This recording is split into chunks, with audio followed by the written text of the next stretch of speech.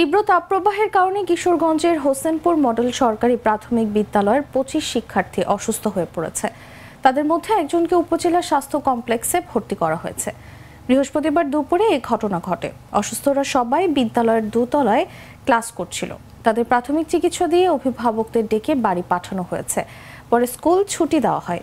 প্রাথমিকভাবে তারা একটু অসুস্থ বোধ করেছিল, তাদেরকে প্রাথমিক শিক্ষা দেওয়া হয়েছে, পর্যাপ্ত পরিমাণ পানি পান করানো হয়েছে এবং দু একজন বাচ্চার গায়ে জ্বর আসে আগে থেকেই, তাদেরকে তাদের গার্ডিয়ানের কাছে হস্তান্তর করা হয়েছে।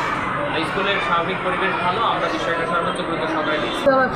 ক্লাসরুমে তারা ক্লাসরুম অবস্থায় হঠাৎ বাচ্চারা পড়ে যাচ্ছে, মাথা ঘুরে তারা বলছে প্রচণ্ড গরমে তারা শ্বাসরুদ্ধ অবস্থায় ছিল। আমরা পানিতে নিয়ে গেলে বাচ্চাদেরকে প্রাথমিক চিকিৎসার মাধ্যমে অভিভাবকদেরকে দিয়ে আমরা বাচ্চাদেরকে বাড়িতে পাঠিয়ে দিলাম এবং ইউনো মহোদয় আমাদের স্কুলে এসে ভিজিট করে এবং বাচ্চাদের ব্যাপারে কথাবার্তা বলে আমার সুপরামর্শ অসুস্থ হয়ে যাচ্ছে প্রচণ্ড রোদ্রের তাপের কারণে, সুতরাং বাচ্চাদেরকে ছুটি দেওয়া হোক।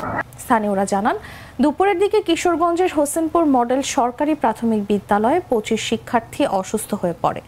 পরে অভিভাবকদেরকে ডেকে শিক্ষার্থীদের বাড়িতে পাঠানো হয়। এক শিক্ষার্থীর উপজেলা স্বাস্থ্য কমপ্লেক্সে ভর্তি করা হয়েছে।